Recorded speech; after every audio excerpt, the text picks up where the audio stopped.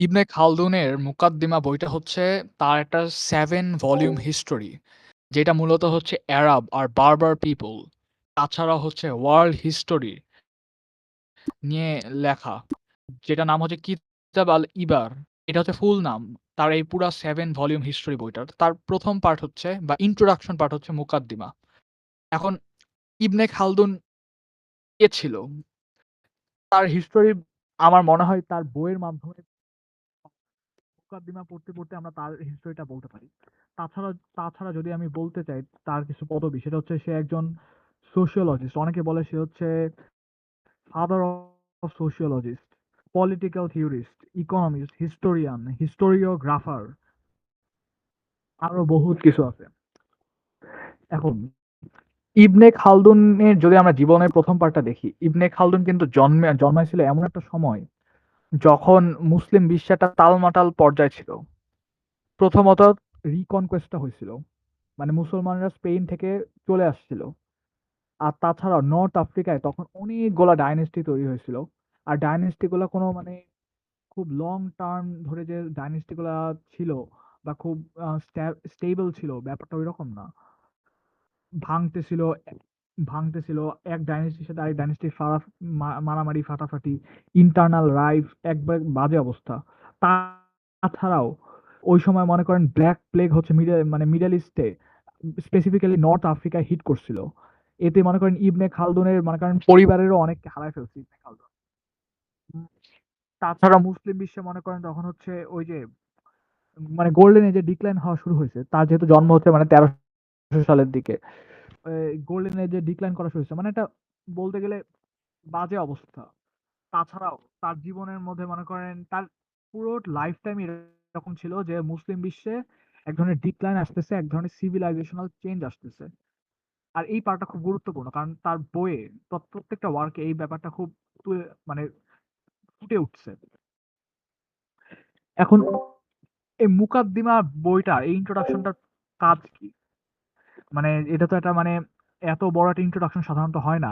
প্রাচীন যুগের বই বা আগেকার যুগে এত বড় ইন্ট্রোডাকশন হয় না। মূলত ইবনে খালদুন করছেটা কি যে এই বইয়ে সে অনেকগুলা টার্ম চিহ্নিত করছে, অনেকগুলা থিওরি দিছে, অনেকগুলো প্রপোজিশন দিছে, অনেকগুলা মানে কি বলবো ফান্ডামেন্টাল থিওরি দিছে, যেই থিওরি গুলা সে এখানে প্রথমে প্রপোজ করছে আর পরবর্তীতে হিস্টোরি যখন ব্যাখ্যা দিছে, হিস্টোরি যখন লিখছে, কিভাবে অ্যারাব পিপল হিস্টোরি, কিভাবে বেরবার পিপল হিস্টোরি, কিভাবে চাইনিজ হিস্টোরি, এই ওই হিস্টোরি, কিভাবে হিস্টোরি আমরা দেখব, তখন এই থিওরি গুলো সে অ্যাপ্লাই করছে। যখন সে মনে করেন বিভিন্ন সিভিলাইজেশন ব্যাখ্যা করছে তখন এই থিওরি গুলো আনছে। এখন ইবনে খালদুনের মুকাদ্দিমা বইটা প্রথমত শুরু হয় এক ধরনের হ্যালো, জি।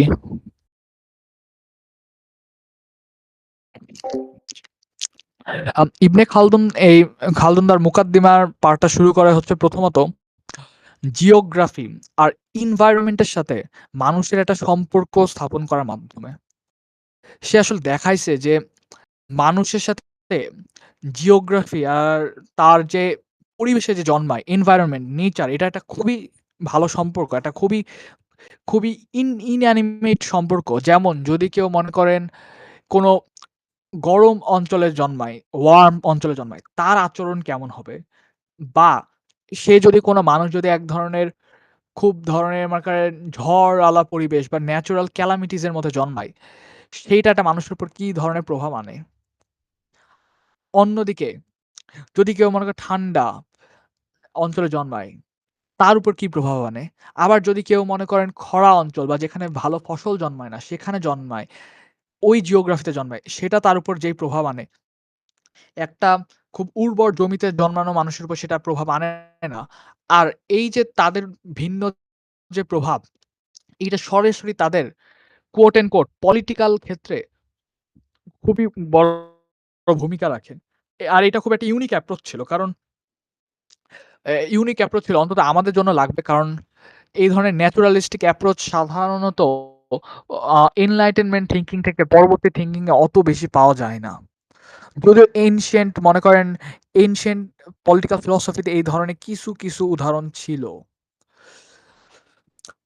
ইবনে খালদুন তার এই পুরো এনভায়রনমেন্ট ব্যাখ্যা করতে যেয়ে এখন যেটা আমরা মডার্ন যুগে বলি এনভায়রনমেন্টাল কন্ডিশনিং, তার এই সম্পর্কে এত ধারণা ছিল না।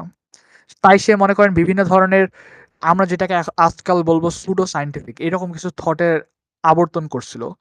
যেমন মনে করেন সে বলতো যে যেখানে হচ্ছে ঠান্ডা অঞ্চল অর্থাৎ ফ্রান্স, জার্মানি যেখানে তুষারপাত ঘটে, ওইসব অঞ্চলে মানুষ হচ্ছে আরামে থাকে। তারা হচ্ছে লাক্সারিয়াস জীবনযাপন করে। সেই জন্য ওখানে অনেক ধরনের মানে ওখানে বিভিন্ন ধরনের ইন্টেলেকচুয়াল আইডিয়া বা এগুলার ফ্লারিশ হওয়া সম্ভাবনা বেশি। কিন্তু ওখানে খুব ন্যাচুরালিস্টিক বা হিউম্যান সত্তার যে আইডিয়া এইটা উৎপন্ন হওয়ার সম্ভাবনা বা এইটা উৎপন্ন হওয়ার কন্ডিশন ভালো না। কিন্তু অপরদিকে নর্থ আফ্রিকা এই রিজিয়ন গুলায় মনে করেন লাক্সারি নাই, কিন্তু লাইফের অ্যাগ্রেসিভ ফর্মটা আছে। এই যে আ গরম, একটা যুদ্ধাংদেশী পরিবেশ, এইটায় মানুষকে নেচারের সাথে নিয়ে নেয়। এটাই হিউম্যানিস্টিক ভাবটা আছে। এটা যদিও আমি যেটা বললাম এটা খুব সুডো সায়েন্টিফিক লাগবে আমাদের। কিন্তু আপনি যেমন বুঝে নেন ব্যাপারটা সে কিভাবে বলছিল। একটা মনে করেন প্রায় ৬০০-৭০০ বছর আগের একটা মানুষ। ইবনে খালদুনের মুকাদ্দিমার এইটা ব্যাখ্যা করার পরপরই ১ম চ্যাপ্টারে সে খুব মনোটোনাস আইডিয়া দেয়। মানে খুব মানে ব্যাখ্যা করতে থাকে অত বেশি জুসি থাকে না। তারপরে সে আসল ব্যাপারটায় আসে। ইবনে খালদুন বলতেছে যে প্রত্যেকটা সিভিলাইজেশনই একটা লাইফ সাইকেলের মধ্যে দিয়ে যায়। যেমন করে একটা প্রাণী একটা লাইফ সাইকেলে থাকে। যেমন মনে করেন একটা ছোট একটা বাচ্চা জন্মগ্রহণ করলো, সে বেড়ে উঠলো, সে মধ্য বয়সে আসলো, সে কাজ করলো, পড়ালেখা করলো, আস্তে বিয়ে করলো, বয়স বাড়লো, সে তার মৃত্যু হলো আস্তে। এই যে একটা সাইকেল, এটা একটা ইউনিভার্সাল সাইকেল। তেমনিভাবে প্রত্যেকটা সিভিলাইজেশন এইরকম একটা সাইকেলের মধ্যে দিয়ে যায়। Formation, growth, stagnation and eventually একটা ডিক্লাইন। আর এই ব্যাপারটাকে সে শুধু যে সিভিলাইজেশন দিক থেকে দেখছে সেটা না। সে মানে সে যে একটা মুসলমান এই দিক থেকেও সে দেখছে যেটা আমরা পরবর্তীতে দেখব। বিশেষ করে তার সুন্নি সে যে একজন সুন্নি ছিল আবার এটা বলে রাখা ভালো সে এক জিউরিস্ট ছিল। সে হচ্ছে ইসলামিক স্কলারশিপ মানুষকে শিখিয়েছিল ইজিপ্টে বিশেষ করে। তাই তার এই ইসলাম সে যে একটা মুসলমান এই ব্যাপারটা এখানে খুব ফুটে উঠছে। এখানে একটা জিনিস বলে রাখা ভালো। মানে ইবনে খালদুন যখন হচ্ছে সিভিলাইজেশনকে এক্সপ্লোর করছে, সে মানুষকে প্রাচীন অ্যানসিয়েন্ট পলিটিক্যাল ফিলোসোফারদের মতো এক ধরনের political animal, quote and quote political animal হিসাবে দেখছে। এক ধরনের সোশ্যাল অ্যানিমেল হিসাবে দেখছে।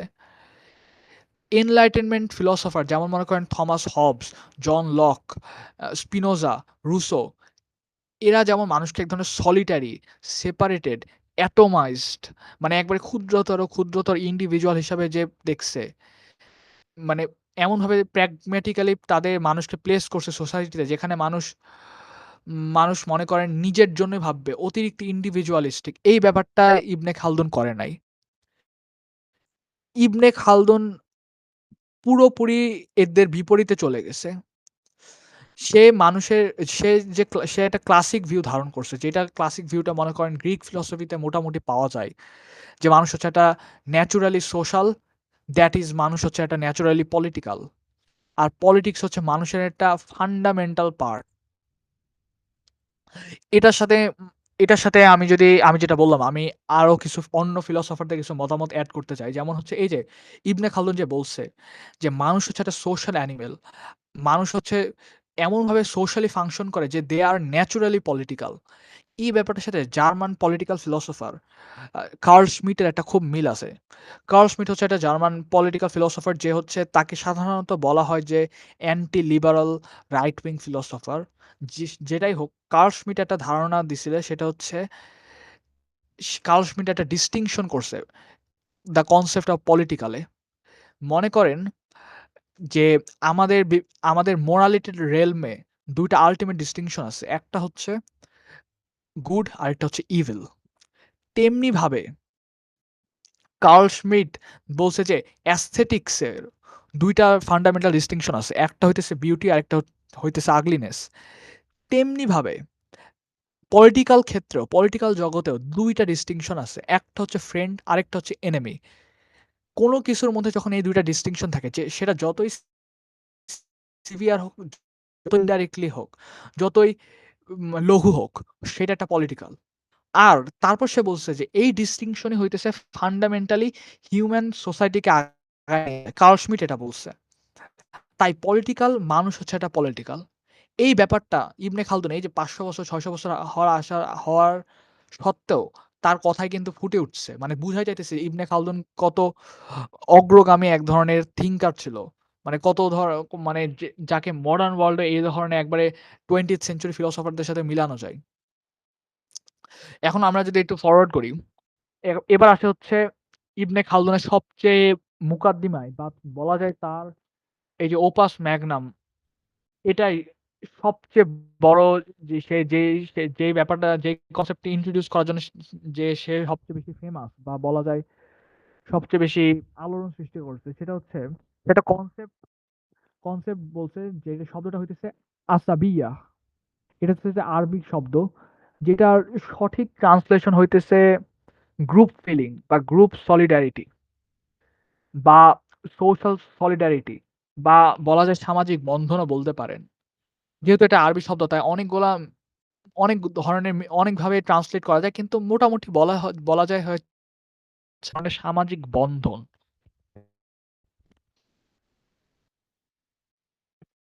এখন এই আসাবিয়া ব্যাপারটাকে সে কিভাবে ধরছে?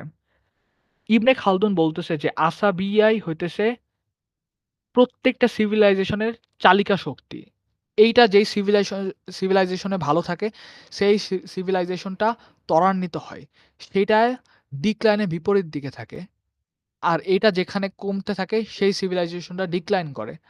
আর প্রত্যেকটা সিভিলাইজেশনে আসাবিয়া থাকেই। আসাবিয়া হচ্ছে ফান্ডামেন্টাল। এটার বাহিরে কিছু নাই, এটার ভিতরে কিছু নাই। এটাই হচ্ছে নেসেসারি একটা এলিমেন্ট হিউম্যান সিভিলাইজেশনে। এখন আসাবিয়া ব্যাপারটাকে যদি কনসেপ্টটাকে যদি আমরা একটু এলাবোরেট করি, ইবনে খালদুন বলতেছে যে মানুষ হচ্ছে পৃথিবীকে ইবনে খালদুন বলতেছে একটা হার্শ ওয়ার্ল্ড। খুবই কঠিন একটা ওয়ার্ল্ড। আর আস এই ব্যাপারটার পিছনে হয়তো তার আপব্রিঙ্গিং বা সে যেই সমাজে বা সময়ে থাকতো সেই ব্যাপারটার একটা ভূমিকা আছে।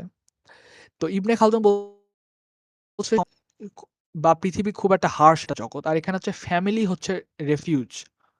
ফ্যামিলি হচ্ছে সব। মানুষের একমাত্র প্রাণ ভ্রমর বা প্রাণকেন্দ্র হচ্ছে তার ফ্যামিলি। আর এটা হচ্ছে ন্যাচুরালি মানুষ তার ফ্যামিলিকে বাঁচানোর জন্য যাবে। ফ্যামিলিকে ডিফেন্ড করার জন্য যাবে। এই যে এক ধরনের মানুষের একটা ফ্যামিলির জন্য যে একটা ডিফেন্ড করার একটা প্রবণতা বা ফ্যামিলির জন্য একটা অ্যাফেকশন, এইটাই হচ্ছে আসাবিয়া বা গ্রুপ ফিলিং বা সামাজিক বন্ধনের সবচেয়ে ক্ষুদ্র থেকে ক্ষুদ্রতম পার্ট, সবচেয়ে ফান্ডামেন্টাল পার্ট, ফ্যামিলির জন্য অ্যাফেকশন। আর এইটা থেকে বৃহত্তর আসাবিয়া তৈরি হয়। এখন বৃহত্তর আসাবিয়া কি? ক্ষুদ্রতর আসাবিয়া যেটা বললাম যে নিজের ফ্যামিলির জন্য, নিজের আপনজনের জন্য এক ধরনের ভালোবাসা বা তার জন্য যে আমি লড়াই করব, তাকে আমি ডিফেন্ড করব এই ব্যাপারটা। ইবনে খালদুন এখন বলতেছে যে বৃহত্তর আসাবিয়া হইতেছে মনে করেন মানুষের জীবন বা আমাদের যদি আমরা হিউম্যান এভলিউশন দেখি, মানুষ কিন্তু বিভিন্ন ধরনের এলিমেন্টের সাথে যুদ্ধ করে টিকে আছে। Survival of the fittest. মানুষ পরিবেশের সাথে লড়াই করছে। মানুষ হচ্ছে এ তু তু মানুষ হচ্ছে বিভিন্ন ধরনের হিংস্র জীবজন্তু, ন্যাচারাল ডিজাস্টার এগুলোর সাথে লড়াই করছে। এই ধরনের লড়াই করতে মানুষ বুঝছে যে সে একা বেঁচে থাকতে পারে না। পৃথিবী harsh। এইজন্য মানুষ গ্রুপ হিসেবে থাকছে। তাই বলে যে মানুষ সবার সাথে গ্রুপ হয়ে থাকছে সেটা না। মানুষ নিজের মতো করে ছোট গ্রুপ তৈরি করছে। এইভাবেই কিন্তু আমাদের সিভিলাইজেশনটা আসছে। আমরা যদি হিউম্যান সিভিলাইজেশন এর হিস্টোরি দেখি তাহলে কিন্তু আমরা দেখব এই যে মানুষ এভাবে গ্রুপ করে থাকছে। পুরুষ হচ্ছে শিকার করছে, মেয়েরা বাচ্চা দেখছে, ফসল লাগাইছে। এই যে কৃষির উদ্ভাবন ব্যাপারটা কিন্তু এভাবেই ঘটছে। এক ধরনের আসাবিয়া থেকে ঘটছে। মানে কি? মানে আমরা দেখতে পারি যে হিউম্যান ইভোলিউশন এর সবচেয়ে পিছনেও কিন্তু এই আসাবিয়ার ব্যাপারটা উপস্থিত ছিল। অর্থাৎ এটা একটা খুব ফান্ডামেন্টাল পার্ট। আমরা মডার্ন সায়েন্স দিয়েও আমরা এই ব্যাপারটা বুঝতে পারি। মডার্ন ডিসকভারি থেকেও এই ব্যাপারটা বুঝতে পারি। কিন্তু ইবনে খালদুন এই ব্যাপারটা ছিল না। ইবনে খালদুন তার নিজের সময়কার অবস্থা থেকে কিভাবে ডায়নেস্টি ফল করে, কিভাবে উত্থান ঘটে, কিভাবে মুসলমান বিশ্বে অধঃপতন আসছিল, এইগুলা ইবনে খালদুন বুঝার চেষ্টা করতেছিল। আর ওইখান থেকে ইবনে খালদুনের আইডিয়া গুলো আসছিল। ইবনে খালদুন আরো স্বীকার করে যে মানুষের মধ্যে এক ধরনের অ্যাগ্রেসিভনেস, এক ধরনের ন্যাচারাল অ্যাগ্রেসিভনেস আছে। মানুষের মধ্যে এক ধরনের ফাইট করার ব্যাপার আছে। এক ধরনের যুদ্ধ করার ব্যাপার আছে। এই যুদ্ধ করার ব্যাপারটা থেকে মানুষ একত্রিত হয়। এটা থেকে কিন্তু এক ধরনের সোশ্যাল ডারউইনিজম ভাব, যে সারভাইভাল অফ দ্য ফিটেস্ট, এই ভাবটা কিন্তু আসে। এইজন্য কিন্তু অনেকে বলে ইবনে খালদুনের লেখায় বা মুকাদ্দিমায় সোশ্যাল ডারউইনিজমের ব্যাপারটাও আছে। মানুষের, আর এটার সাথে কিন্তু আমরা আমরা হচ্ছে ক্যাথলিক অগাস্টিনিয়ান যে ফিলোসফি, যে মেন অফ দ্য সিন, এটারও কিন্তু একটা কিছুটা মিল পাওয়া যায় যদি আপনি ভালোমতো দেখার চেষ্টা করেন। এখন আসাবিয়ার যে ব্যাপারটা, ইবনে খালদুন বলতেছে যে এই আসাবিয়া হইতেছে এমন একটা জিনিস যে প্রত্যেকটা সিভিলাইজেশনে এটা থাকবেই। হ্যাঁ, হইতে পারে যে এটা পতন ঘটতেছে। কিন্তু এটা এমন একটা জিনিস যে যখন এটার পতন ঘটবে তখন অন্য কোথাও থেকে আরেকটা আসাবিয়া তৈরি হবে। অর্থাৎ আরেক ধরনের তৈরি হবে। বলা যায় যে যখন হচ্ছে রোমান এম্পায়ার পেগানিজমের যখন এক ধরনের পতন যখন বাড়তেছিল, মানুষ জীবন দিয়ে দিতেছিল, সেইন্ট হয়ে যাইতেছিল। তখন কি হইতেছিল? পুরাতন যে পেগান সামাজিক বন্ধন ওইটার ভাঙন ঘটতেছিল। পুরাতন যে আসাবিয়া এটার পতন ঘটতেছিল। কিন্তু এক এ এই যে ভয়েড ক্রিয়েট হইছে, এইটা কিন্তু থেমে থাকে নাই। আরেকটা নতুন আসাবিয়া তৈরি হইছে। সেটা কি? সেটা হচ্ছে ক্রিস্টিয়ান আসাবিয়া। অর্থাৎ খ্রিস্টান ফিলসফি। এই যে অরিজিনাল সিন, জিসাস আমাদের সিনের জন্য মারা গেছে। এই যে এই ব্যাপারগুলা যে তৈরি হচ্ছে, মানে কি? আসাবিয়া থাকবেই। এবার মনে করেন এবার ইবনে খালদুনের কিছু বিষয়ের উপর হালকা টাচ দেয় কিন্তু চলে যায়। ইবনে খালদুন বলতেছে যে ইবনে খালদুন এখন একটা মজার জিনিস বলতেছে আসাবিয়া সম্পর্কে। যে আসাবিয়া হচ্ছে কোন একটা সিভিলাইজেশন যখন শুরু হয় বা সিভিলাইজেশন এর যখন জন্ম হইতে থাকে বা বুঝা যায় যে সিভিলাইজেশনটা হচ্ছে পরবর্তীতে বা স্ট্যাবলিশ সিভিলাইজেশনকে রিপ্লেস করবে, তখন ওই আসাবিয়া সর্বোচ্চ থাকে। যেমন এ এ যেমন এটার সাথে আরেকটা কোটেশন মিলানো যায়। যেমন একটা কোটেশন আছে যে, "The very moment before revolution is the moment where every united." অর্থাৎ কোন একটা রেভলিউশনের পূর্ব মুহূর্তে সবাই ইউনাইটেড থাকে, রেভলিউশনের পরে ভাঙন ধরে। যেমন আমরা দেখলাম জুলাই রেভলিউশনে বাংলাদেশে সবাই একমত ছিল ৫ই আগস্টের ১ মিনিট আগেও, ৫ই আগস্টের ঘটনাটা ঘটানোর পরে অনেক ধরনের ভাঙন আসলো। এ হচ্ছে ডানপন্থী, এ বামপন্থী, এ কমিউনিস্ট, এ হচ্ছে বিএনপি, এ জামাত ইসলামী, এ হচ্ছে খিলাফত চায়, এ ইসলাম, এ হচ্ছে হিন্দুত্ব, আরো কত কিছু। তেমনি ইবনে খালদুনও বলতেছে সিভিলাইজেশন এর যখন জন্ম হয়, ওই মোমেন্ট আসাবিয়া সর্বোচ্চ থাকে। আর এটা কিছুদিন স্থির থাকে অথবা বাড়তে থাকে। কিন্তু একটা পর্যায়ে এসে আসাবিয়াটা পিক করে। ওই সময়টাকে ইবনে খালদুন বলতেছে ওই সিভিলাইজেশনটার হাইয়েস্ট পয়েন্ট। অর্থাৎ যেই সময় মানুষের সামাজিক বন্ধন থাকবে, ওইটা হচ্ছে মানুষের হাইয়েস্ট হাইয়েস্ট পয়েন্ট। ওই সময় মনে করেন মানুষের সমাজের সবার মধ্যে একটা বন্ধন থাকবে। সমাজের ইকোনমি ভালো থাকবে। সমাজে মানুষের প্রতি একটা আকাঙ্খা থাকবে। কিন্তু ওই পয়েন্টের পরে ডিক্লাইন করবে। ওইটা কমতে থাকবে। মানুষ মনে করবে কমতেছে না, কিন্তু এটা কমবেই। আর আর ইবনে খালদুন বলতেছে এটা হচ্ছে একটা নেসেসারি জিনিস। এটা যতই খারাপ হোক কিন্তু এটা নেসেসারি। এটা আইরনিক্যাল হোক, যতই হোক আইরনিক্যাল, যে একটা সিভিলাইজেশন পিক করতেছে সাথে পড়বে, এটা কি ধরনের পেসিমিস্টিক ভাবনা। কিন্তু ইবনে খালদুন বলতেছে যে আমরা যদি হিস্টোরি দেখি প্রত্যেকটা সিভিলাইজেশন ডিক্লাইন করছে। আর ডিক্লাইন করার সময় এই একই ধরনের সার্কামস্ট্যান্স এর মধ্যে ডাইরেক্টলি ইনডাইরেক্টলি এই ধরনের সার্কামস্ট্যান্স এর মধ্য দিয়ে গেছে। ইবনে খালদুন বলতেছে যে আসাবিয়াটা কিভাবে কাজ করে এবার সে একটু ডিপলি বলতেছে ফাংশন কিভাবে করে এক্সাম্পল দিয়ে দেখাইতেছে। আমরা যদি এখন ইবনে খালদুনের এক্সাম্পলটা দেখি, ইবনে খালদুন বলতেছে যে কোন একটা সিভিলাইজেশনের যখন তৈরি হয়ে যায় তখন তার কিছু কেন্দ্র থাকে। তৈরি হওয়ার আগে ওই সিভিলাইজেশনটাকে ধরা হয় বারবারিক। মানে কি? মনে করেন যখন হচ্ছে ইউরোপে মনার্কি পিক ছিল, যখন সবাই মনার্কিতে বিশ্বাস করত যে হ্যাঁ, আমাদের একটা রাজা থাকবে, অ্যাবসোলিউট রুল থাকবে, খ্রিস্টান চার্চের ক্ষমতা থাকবে। তখন ওইটা কিন্তু ছিল আসাবিয়্যা, সামাজিক বন্ধনের হাইয়েস্ট পিক। ওইটাকে কেন্দ্র করে মানুষের আত্মধারণা আবর্তন ঘটছে। কিন্তু যখন ওইটা ডিক্লাইন ঘটছে, নতুন একটা আসাবিয়া জন্ম হইছে। French secularism, liberte, egalite, fraternity. তখন কিন্তু অ এটা কিন্তু সাথে সাথে মানুষের কাছে অ্যাকসেপ্টেড হয় নাই। এটা কিন্তু একটা বিশাল সময় ধরে বলা যায় ২০০-১০০ বছর ধরে মানুষের কাছে এক ধরনের বারবারিক ব্যাপার ছিল যে, এই কিভাবে হচ্ছে এক ধরনের সেপারেশন ঘটতে পারে? চার্চই তো সব। চার্চ ছাড়া আমরা মোরালিটি পাবো কিভাবে?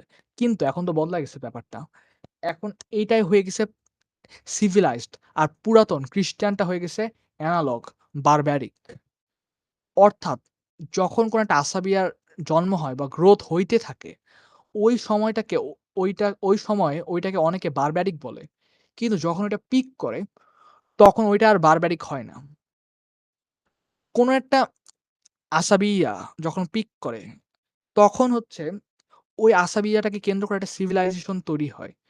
কিছু কেন্দ্র তৈরি হয়, কিছু ইন্টেলেকচুয়াল, কিছু সিটি বেসড কেন্দ্র তৈরি হয়। যেমন মনে করেন মডার্ন আসাবিয়া হচ্ছে ডেমোক্রেসি, সেকুলারিজম, আম লিবারাল ডেমোক্রেসি আরো ভালোভাবে বললে। এইজন্য আপনি দেখবেন প্রত্যেকটা দেশে রিগার্ডলেস অফ যতই মনে করেন কি বলা যায়? আ যতই মনে করেন হার্শ দেশে থাকুক, যতই সিভিল ওয়ার হইতেছে এমন দেশে থাকুক, সিটিতে পৃথিবীর প্রত্যেকটা দেশের সিটিতে কিন্তু এই ভাবটা আছে যে আরবান হচ্ছে লিবারাল, আরবান হচ্ছে তুলনামূলক যতই ছোট ডিফারেন্স হোক না কেন, প্রো লিবারাল। এটাই হতেছে আরবানের সর্বোচ্চ আসাবিয়া। কিন্তু রুরাল অবস্থায় ডিফারেন্ট। আর এটা শুধু যে বাংলাদেশ, পাকিস্তান এসব দেশ, ইন্ডিয়া এসবের জন্য সত্যি সেটা না। আপনি আমেরিকাতে যান। America, the bastion of democracy. আপনি Washington DC, New York city, California, টেক্সাসের অস্টিন শহর এগুলায় যান। এগুলা কিন্তু ওই সোশ্যাল জিটগিস্টের সর্বোচ্চ মাত্রা। কিন্তু রুরালে কিন্তু একটা আলাদা পরিবেশ। কিন্তু এখানেই হচ্ছে ইবনে খালদুন সবচেয়ে মজার ব্যাপারটা বলে। ইবনে খালদুন বলতেছে যে, হ্যাঁ, সিভিলাইজেশন, পাওয়ারফুল সিভিলাইজেশন আসাবিয়াটা আরবানকে দখল করে ওইটাকে কেন্দ্র করে ঘটছে। কিন্তু আসল আসাবিয়া আছে হচ্ছে রুরাল পরিবেশে। কিভাবে? আসেব ইবনে খালদুন এখন তার সময়ের কিছু কথা তুলে ধরে। সে বলে যে, রুরাল পরিবেশে এক ধরনের মানুষের মধ্যে এক ধরনের ফস্টার এ ফস্টার করে, এক ধরনের স্পিরিটের ফস্টার করে। মানুষ আরেকজনের পাশে দাঁড়ায়। এ এক ওর পাশে দাঁড়ায়, এ ওকে চিনে। এদের মধ্যে বন্ধনটা ভালো। আর এই বন্ধনটা সবচেয়ে দৃঢ় বন্ধন। সমাজের সবচেয়ে ফান্ডামেন্টাল বন্ধন। আর এই বন্ধন ছাড়া কোনো নতুন সিভিলাইজেশন এর জন্ম হইতে পারে না। প্রত্যেকটা নতুন সিভিলাইজেশনই, প্রত্যেকটা নতুন আইডিওলজিরই এই ধরনের এক ধরনের বন্ধন থেকে সৃষ্টি হইছে।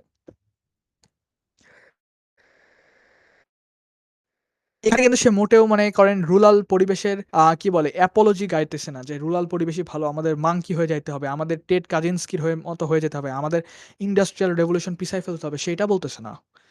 সে স্বীকার করতেছে যে রুরাল পরিবেশে কিছু খারাপ দিক আছে। ভালো স্ট্রিট নাই, পাবলিক মনিউমেন্ট নাই, পোর্ট নাই, ক্লোদিং নাই, লাইব্রেরি নাই, ইন্টেলেকচুয়াল নাই, বড় মসজিদ মাদ্রাসা নাই, ক্যাথেড্রাল নাই। কিন্তু এই যে আসাবিয়াটা আছে, এটাই হচ্ছে বড়। কিন্তু আরবান সিটিতে এটা পাওয়া যায় না। আরবান সিটি পিক করার পরপরই আসাবিয়া ডিক্লাইন হয়। মানুষের মধ্যে স্যাভেজারি তৈরি হয়। মানুষ আর সামাজিক বন্ধনের জায়গায় ক্ষমতা টিকায় রাখার ব্যাপারটা চলে যায়। এইভাবে ইবনে খালদুন রুরাল আরবান পরিবেশের মাধ্যমে একটা ডিস্টিংশন দেখানোর মাধ্যমে সিভিলাইজেশন কিভাবে পিক করে, সিভিলাইজেশন কিভাবে ডাউন করে, সেই ব্যাপারটা দেখাইতেছে। অনেকে মনে করতে পারে যে আমি আবারও যেটা বলছি অনেকে মনে করতে পারে যে ইবনে খালদুন এখানে রুরাল পরিবেশে খুব গুণ গাইতেছে। সেটা না। সে স্বীকার করতেছে এটা সমস্যা। কিন্তু সে এটাও স্বীকার করতেছে যে এই রুরাল মানুষরাই হচ্ছে মোর হিউম্যান।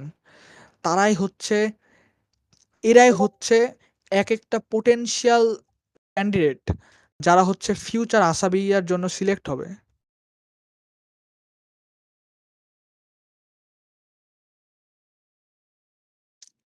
যারা হচ্ছে ফিউচার ফিউচার সিভিলাইজেশন চেঞ্জ আনবে। এইজন্য এরাই হচ্ছে হিউম্যানিটির বা হিউম্যানিজম হিউম্যানিজমের সবচেয়ে কাছে। আর এই যে সে যে এখানে হিউম্যানিজমের একটা ডেফিনিশন দেয়, এই ডেফিনিশনটা কিন্তু মডার্ন হিউম্যানিস্টিক সবাইকে পছন্দ করো বা সবাইকে নির্বিশেষে ভালোবাসো, মডার্ন ইকুয়ালিটি এইখান থেকে কিন্তু ডিরাইভ করে না। এটা ডিরাইভ হয়েছে ফ্যামিলিয়াল বন্ধন থেকে, নিজের সমাজের প্রতি, নিজের পাশের মানুষটার প্রতি, নিজের একই গায়ের রঙালা মানুষের প্রতি ভালোবাসা থেকে, নিজের দেশের প্রতি ভালোবাসা থেকে। এবার ইবনে খালদুন মনে করেন এভাবেই সে ব্যাখ্যা দিতে থাকে। মানে এটা ছিল মনে করেন ইবনে খালদুনের প্রাইম ব্যাপার। যে প্রত্যেকটা সিভিলাইজেশন পিক করে, প্রত্যেকটা সিভিলাইজেশন ডিক্লাইন করে। মূলত এই আইডিয়াটা হচ্ছে ইবনে খালদুনের মেইন জিনিস। আর এইটারই এক ধরনের ছায়া পড়ে হচ্ছে ইবনে খালদুনের বাকি সব ফিলোসফিতে। এখন আপনাদের কোনো প্রশ্ন আছে নাকি বলেন? তাহলে আমি পরের সে কিভাবে এটা অন্য জায়গায় ইমপ্লিমেন্ট করতেছে সেটা আমি বলব। দীপ্ত ভাই আছেন? একটু যাবেন হয়তো। হ্যাঁ, আমরা কি এখানে কোশ্চেনটা করবো নাকি আমরা এভাবে end করে দিব? কোশ্চেনটা আমরা নিজেরা নিজেরা করব।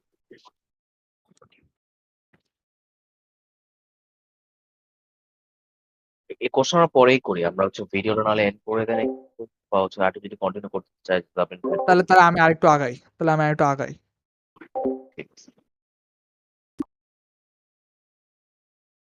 তাহলে এখন ইবনে খালদুন বলতেছে যে এখন ইবনে খালদুন বিভিন্ন জায়গায় চলে গেছে। সে এখন মনে করেন আমি যেটা ১ম এ বলছিলাম যে ইবনে খালদুন কিন্তু একজন ইকোনমিস্ট। অনেকে ধরেন ইকোনমিস্ট। তাহলে সে এখন কিছু ইকোনমিরও কিছু থিওরি দিছে। তার থিওরি দেওয়াটা কিন্তু খুব ফরমাল ছিল না। যেমন অ্যাডাম স্মিথ ফরমালি দিছে। বা মডার্ন যে ইকোনমিস্ট যে গ্রাফ দেখায় এরকম না। সে কিছু ধারণা লে ডাউন করছে। এখন এই ধারণাগুলো কেমন? মূলত এই ধারণাগুলো তার ইকোনমিক ধারণাগুলো মূলত এই ধরনের যে theory of supply and demand. সে সে দেখাইছে যে কিভাবে সাপ্লাই আর ডিমান্ড কাজ। আর এখানেও সে যেটা বললাম আশাবি ভোগ করছে। কিভাবে? ইবনে খালদুন বলতেছে যে মানুষ হচ্ছে সোশ্যাল বিইং, ইন্ডিভিজুয়ালিস্টিক না। এক ধরনের বলা যায় কমিউনিটেরিয়ানিজম মতো ধারণা সে এখানে ইনভোক করছে। সে বলছে যে মানুষ নিজের জন্য বেঁচে থাকার জন্য, নিজের ফুলফিলমেন্ট এর জন্য সবকিছু তৈরি করতে পারে না। তা আরেকজনের উপর নির্ভর করতে হয়। কিন্তু সে যা তৈরি করে সেটার মূল্য হয়তো আরেকজনের আছে। অর্থাৎ এই যে সমাজের মধ্যে মানুষের বেঁচে থাকলে যে এক ধরনের সাপ্লাই হবে, ডিমান্ড হবে, একজনের যে ডিভিশন অফ লেবার হবে, এই ব্যাপারটা সে দেখায়। সে আরো দেখায় যে একটা মানুষের অত্যাধিক থাকলে অর্থাৎ মনে করেন কোন একটা মানুষ কৃষক। সে মনে করেন ৫০০ কেজি কথার কথা ধান উৎপন্ন করছে।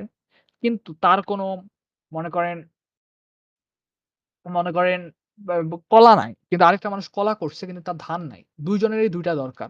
এটা ডিমান্ড আছে। অর্থাৎ তখন কি করে? একটা এক্সচেঞ্জ করে। এই ব্যাপারটাকে ইবনে খালদুন আসাবিয়ার মাধ্যমে তুলে ধরছে। আবার এই যে ডিভিশন অফ লেবার এই ব্যাপারটাকেও তুলে ধরছে। মজার ব্যাপার, এবার হচ্ছে সবচেয়ে মজার ব্যাপার ইবনে খালদুনের পলিটিক্যাল ইকোনমি নিয়ে সেটা হচ্ছে ইবনে খালদুন ট্যাক্সেশন নিয়েও কথা বলছে। ইবনে খালদুন একটা কথা বলছিল যে যখন ট্যাক্স কম থাকে, একটা সিভিলাইজেশনের বিগিনিং এ একটা সিভিলাইজেশনে যখন আসাবিয়া সর্বোচ্চ থাকে, তখন ট্যাক্স কম থাকে কিন্তু রেভিনিউ বেশি আসে। কারণ তখন প্রোডাক্টিভিটি বেশি থাকে, উইলিংনেস বেশি থাকে সিটিজেনদের, জনগণের কোনো ইনভেডারকে দূর করার জন্য আসাবিয়া বেশি থাকে। আসাবিয়া মানে কি?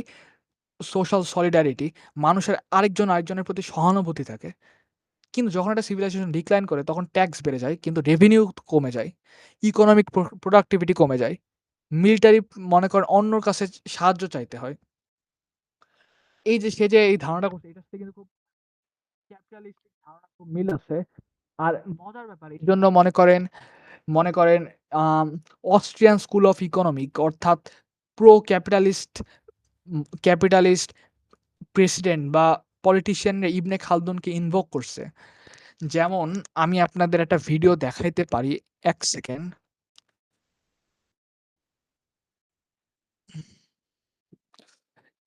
এই ভিডিওটা মূলত হইতেছে যে ইবনে খালদুনের যে হচ্ছে ইবনে খালদুনকে কোট করছিল হচ্ছে রোনাল্ড রেগান, আমেরিকার রোনাল্ড রেগান ইবনে খালদুনকে এখানে ইনভোক করে দেখাইছিল। তার ইনভোক করে বলছিল একটা জিনিস। আমি আপনাকে ভিডিওটা দেখাই আমি ১ সেকেন্ড।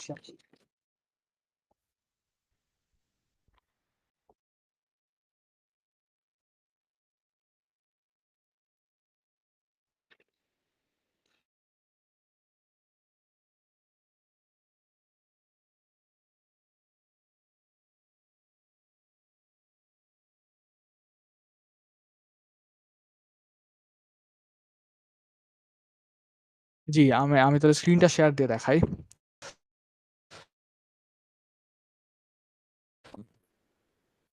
জি, আমার স্ক্রিনটা দেখা যাচ্ছে? হ্যালো? হ্যাঁ, দেখা যাচ্ছে। হ্যাঁ, দেখা যাচ্ছে। আমরা তাহলে ছোট একটা ক্লিপ দেখতে পারি। শব্দ শোনা যায় ভিডিওর? হ্যালো? হ্যাঁ, শোনা যাচ্ছে, শোনা যাচ্ছে। Ronald Reagan. হ্যাঁ, I studied শোনা যাচ্ছে, শোনা economics যাচ্ছে। in college when I was young, and I learned there about a man named Ibn Khaldun, who there. I studied economics in college when I was young, and I learned there about a man named Ibn Khaldun, who lived 1,200 years ago in Egypt. And 1,200 years ago, he said, in the beginning of the empire, the rates were low, the tax rates were low, but the revenue was great. He said in the end of the empire, when the empire was collapsing, the rates were great and the revenue was low.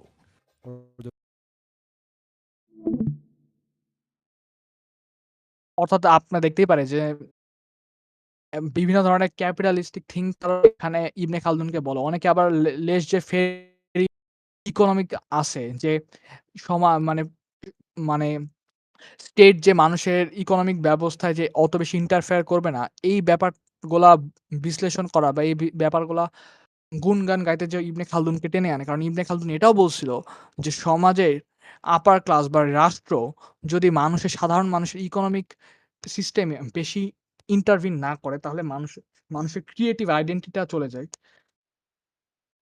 এই creative identity ব্যাপারটার সাথে কিন্তু আরেকটা philosopher of history Arnold a Arnold যে Toynbee তারও মিল আছে। টয়েনবিও বলছিল যে ক্রিয়েটিভ মাইন্ডের ব্যাপারটা বলছিল। ইকোনমিতে যে অন্য ইনভোক করা লাগে না, রাষ্ট্র যে ইনভোক করবে না বেশি এই ব্যাপারটাও কিন্তু বলছিল। ইবনে খালদুনও কিন্তু বলছিল। এবং কি এই টয়েনবি কিন্তু বলছিল যে ইবনে খালদুন হচ্ছে ওয়ান অফ দ্য গ্রেটেস্ট তার তার ক্ষেত্রে। অর্থাৎ বুঝা যাইতেছে যে ইবনে খালদুনের প্রসার কতটুকু গেছে। এখন ইবনে খালদুন ইবনে খালদুন যেটা বললাম যে পলিটিক্যাল বিষয়ে পলিটিক্যাল ইকোনমিক্স এ এই ধরনের কিছু কথা বলছে।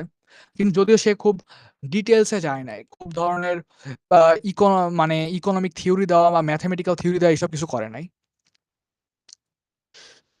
ইবনে খালদুন এখন কিছু মানে কালচারাল ক্রিটিক করছে ডাইনেস্টি সম্পর্কে। আর ডাইনেস্টির সাথে পুরো সিভিলাইজেশন এর একটা কানেকশন দেখাইতে গেছে। ইবনে খালদুন বলতেছে যে কোন একটা ডাইনেস্টি যখন শুরু হয় তখন একটা ভালো লোক দ্বারা শুরু হয়। পরের জেনারেশন একটু লেজি থাকে। তারপরের জেনারেশন আরো লেজি। এইভাবে ডিক্লাইন করে। আর এইটার সাথে সরাসরি আরবানের যে আসাবিয়্যা এটার একটা কানেকশন আছে।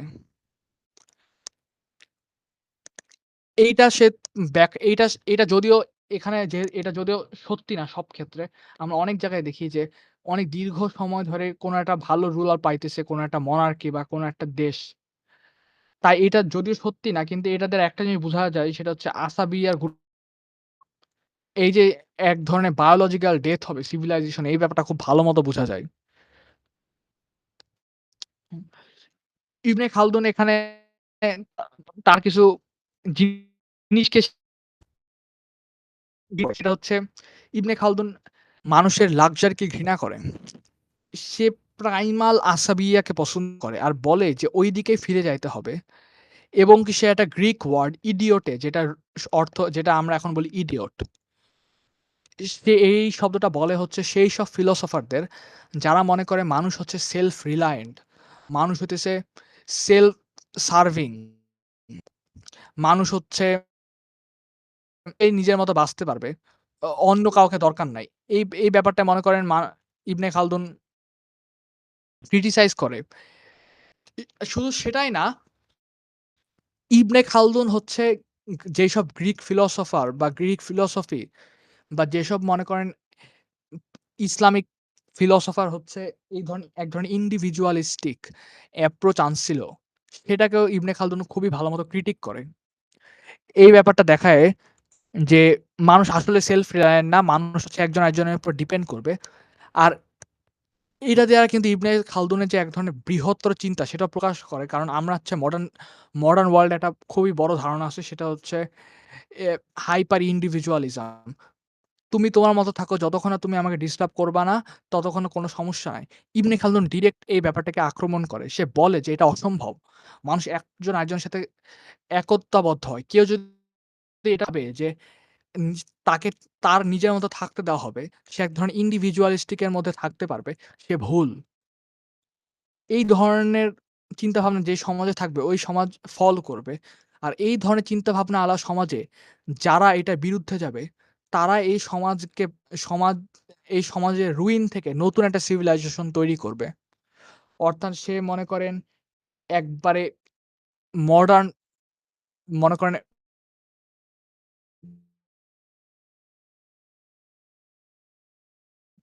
এই ব্যাপারটার মাধ্যমে। ইবনে খালদুন এবার মনে করেন এই ইতিহাস দেখাইতেছে। এরপরে মনে করেন চ্যাপ্টার গুলোতে সে তার ইতিহাস দেখায়। যে কিভাবে হয় এই ইতিহাসে, বা বিশেষ করে সে বারবার ইতিহাসকে বারবার তুলে ধরে। অর্থাৎ সে যেটাকে আমরা বলি কি বেদুইন ইতিহাস সম্ভবত। হ্যাঁ, মানে বেরবারের অর্থ মনে হয় বাংলায় বেদুইন। এই ইতিহাসটা সে মনে হয় ভালো মতো তুলে। হ্যালো? হ্যালো? আপনি কন্টিনিউ করেন। একটু হালকা ল্যাগ হচ্ছে। হ্যাঁ, যে মনে করেন বেরবার ইতিহাসকে এখানে ইনভোক করে আরো কিছু এই এতক্ষণ যা বললাম সেটাকে সে বলতে থাকে। ইবনে খালদুনের যে এই যে একটা ডিস্টিংশন ঘটাইছে রুরাল আর আরবানের মধ্যে, এটা কিন্তু খুব একটা ইউনিক ব্যাপার। কারণ ততদিন পর্যন্ত ইউরোপের মানুষজন কিন্তু এক ধরনের land versus sea distinction, culture মানে ইকোনমি ডিস্টিংশন ঘটাইতো। কিন্তু ইবনে খালদুন কিন্তু এক ধরনের ল্যান্ড ভার্সেস ল্যান্ড, এইটার মধ্যে একটা ডিস্টিংশন ঘটাইছে। তাছাড়া ইবনে খালদুন আল মুকাদ্দিমা যেটা করছে সেটা হচ্ছে সায়েন্টিফিক হিস্টোরি করছে। আসলে ইসলামিক সোসাইটিতে বা সেই সময় সোসাইটিতে একটা জিনিস প্রেভ্যালেন্ট ছিল, সেটা হচ্ছে কে ব্যাখ্যা করছে, কার কাছ থেকে আসছে, যে হচ্ছে হিস্টোরি বলছে সে কি বিশ্বাসযোগ্য নাকি, এগুলোর উপর সে এই ধারণাগুলো খুব প্রচলিত ছিল। কিন্তু ইবনে খালদুন এগুলো করে নাই। ইবনে খালদুন সরাসরি মনে করেন রেশনালে গেছে, লজিকে গেছে যে আসলে এটা সম্ভব নাকি। এই জন্য অনেকে বলে তাকে সায়েন্টিফিক হিস্টোরিয়ান বা ফাদার অফ হিস্টোরিওগ্রাফি।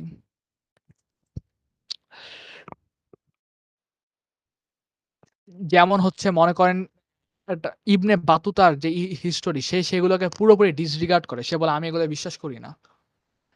তাছাড়া অন্যান্য যে অ্যারাব ফিলোসফি ছিল বা ওয়েস্টার্ন ফিলোসফি ছিল, আপনারা হয়তো জানবেন যে আগেকার সময় রোমান বা এরা ফিলোসফিকে এক ধরনের গল্প, পোয়েট্রি হিসাবে লিখত। ইবনে খালদুন এগুলোর উপর প্রচুর পরিমাণে স্কেপটিক্যাল হইছে। বলতে গেলে মডার্ন যে হিস্টোরিক্যাল এনালাইসিস করা হয় বা ক্রিটিক্যাল হিস্টোরিক মেথড বলা হয়, ইবনে খালদুন সেটা ওই সময় কিছুটা করে গেছে। তার সময় যতই ইবনে খালদুন এখানে মূলত ইবনে খালদুনের লেখা এক ধরনের যে ডায়ালেক্টটা প্লে করে সেটা হচ্ছে simplicity and humanism. Versus intricacy and materialism.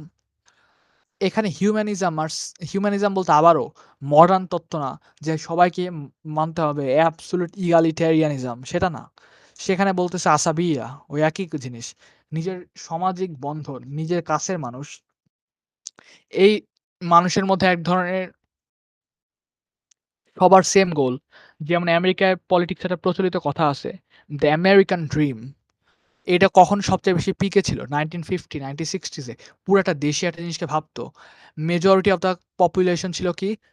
White colour. Majority of the পপুলেশনের পাওয়ার কার হাতে ছিল? হোয়াইট পিপল এর কাছে। এই যে সবার এক ধরনের সিভিলাইজেশন, এক ধরনের চিন্তা, এইটাকে ইবনে খালদুন বলতেছে আসাবিয়া। সে বলতেছে যেখানে আসাবিয়ার ভাঙন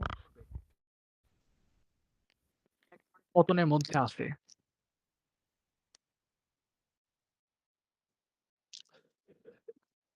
ইবনে খালদুন ইবনে খালদুন ম আ ইবনে খালদুন এইটা ছাড়াও ইবনে খালদুন আরেকটা বিশেষ কাজ করে, সেটা হচ্ছে ইবনে খালদুন ক্রিটিক করে সেই সব মানুষদের যারা মনে করে যে যাদের মধ্যে আসাবিয়া বেশি, তাদেরকে যারা ঘৃণা করে তাদের ইবনে খালদুন ক্রিটিক করে। অর্থাৎ আমরা বলি যেমন যে এই যে গ্রামের মানুষজন যাদের মধ্যে বন্ধন বেশি বা যেইসব সমাজে মানুষের বন্ধন বেশি, সেগুলা খারাপ, এরা হচ্ছে অ্যানালগ। এটাকে ইবনে খালদুন ক্রিটিক করে। এই যে আপনারা দেখবেন যে ওয়েস্টার্ন ওয়ার্লড এ নিউক্লিয়ার ফ্যামিলির প্রতি এক ধরনের এমফাসিস আছে। যেমন মনে করেন কাতারে, যেমন একটা রিসেন্ট পলিটিক্যাল ইভেন্ট বলি, যেমন কাতারে বা কুয়েতের মতো দেশে কোনো ওল্ড হোমের সংখ্যা কম, কারণ নিউক্লিয়ার ফ্যামিলির সংখ্যা কম। সাধারণত প্যারেন্টসরা ফ্যাম ছেলেমেয়েদের সাথে থাকে। এইজন্য ফরেন এনজিওরা কাতারকে ফোর্স করছে, ক্রিটিক করছে যে তাদের ওল্ড হোম নাই। এটা থেকে বাঁচার জন্য কাতারের গভর্নমেন্ট এমটি মনে করেন ওল্ড হোম খুলছে, যাতে এখান থেকে বাঁচা যায়। এই যে এক ধরনের ব্যাপার, যে ওল্ড ট্র্যাডিশন গুলোকে আমাদের একটা ক্রিটিক করার ব্যাপার। সমাজে যেমন দেখা যায় বাংলাদেশের সমাজে, "এই বাপ-মার সাথে কেন আসো? এই যে একটা বন্ধন কেন আসো? একে বাদ দিয়ে দাও। কিছু একটা ঘটছে, সাথে ফালায় দাও। এর সাথে সম্পর্ক বাদ দিয়ে দাও। Live your life how you like. You have one life so enjoy it." এই যে এই কথাগুলা, এগুলার ক্রিটিক করছে সেই সময়।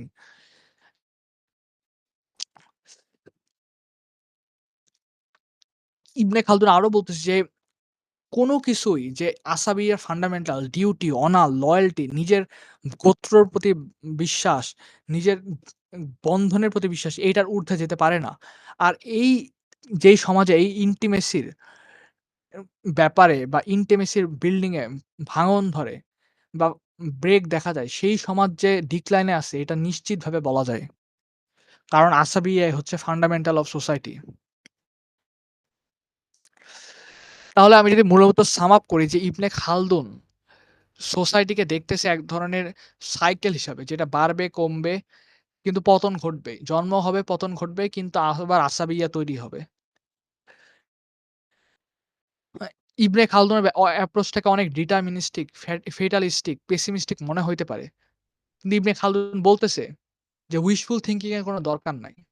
যেটা সত্যি সেটা আমাদের অ্যাকনলেজ করা উচিত। এখন ইবনে খালদুনের সাইকেল অফ যে সিভিলাইজেশন, এটাকে যদি আমি ৫ টা পয়েন্টে ভাগ করি সহজভাবে, এটা একটা পলিটিক্যাল অথরিটির সাথে কম্পেয়ার করে, তাহলে ব্যাপারটা এরকম হয় যে ১ম ফেজ হচ্ছে কনস্ট্রাকশন। এখানে মানুষ একটা লিডার বা একটা আইডিওলজি চুজ করে, তাকে অথরিটি দেয়। সেখানে হচ্ছে তার 2nd পয়েন্ট হচ্ছে এই আইডিওলজিটা কনসলিডেট করে পাওয়ার।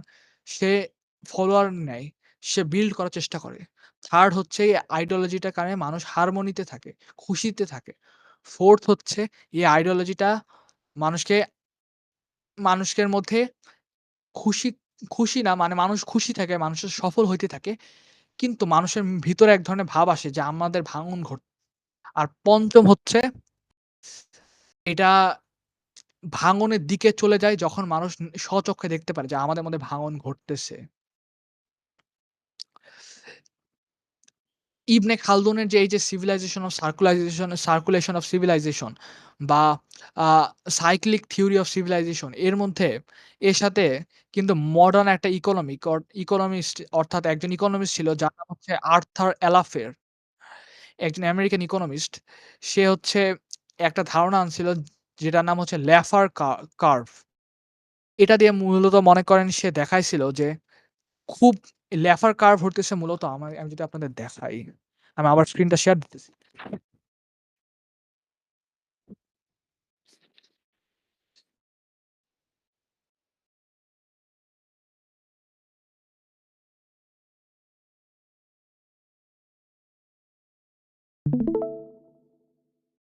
দেখতে পারতেছেন যদিও এই দেখেন। এটা হচ্ছে ল্যাফার কার্ভ। এটা মূলত মনে করেন ইবনে খালদুন এই যে লোকটা এটা লিখছে আর্থার ল্যাফার। সে এখানে ইবনে খালদুনকে এক ধরনের কি বলা যায়? এক ধরনের ক্রেডিট দিছে। এটা মূলত বলতেছে যে যখন ট্যাক্স খুবই কম থাকে, শূন্যর কাছাকাছি থাকে, তখন বলা যায় যে ওই সোসাইটিতে টাকা কম। ওখানে গভর্নমেন্টের রেভিনিউ কম। একইভাবে যখন ট্যাক্স রেট অনেক বেড়ে যায়, এই যে দেখেন ট্যাক্স রেট বেড়েই যায়, তখন মানুষ লুপহোল খুঁজতে থাকে। তখন ওর রেভিনিউ কমতে থাকে। ট্যাক্সের ভূমিকা চলে যায়। মানুষের অসন্তোষ আসে, প্রোডাক্টিভিটি কমে যায়। মানুষ অন্যদিকে চলে যেতে থাকে। এটার উদাহরণ কি? আপনি দেখবেন যে ট্যাক্স হেভেন এ এইজন্য অনেক ডেভেলপ হয়। সিঙ্গাপুর, UAE এর মতো দেশে অনেক বিজনেস চলে গেছে। ইউরোপের অনেক দেশ থেকে অনেক বিজনেস অন্য দেশে চলে গেছে। যেমন UAE তে যেমন একটা বড় হচ্ছে ক্রিপ্টোকারেন্সি আছে। যেমন যেটার নাম হইতেছে সম্ভবত